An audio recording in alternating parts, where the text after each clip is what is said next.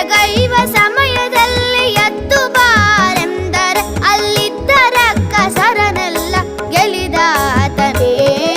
ಮುದ್ದು ರಾಮರ ಬಂಟ ಬುದ್ಧಿಯುಳ್ಳ ಹನುಮಂತ ಹದ್ದಾಗಿ ಹಾರಿದನೆ ಆಕಾಶಕ್ಕೆ.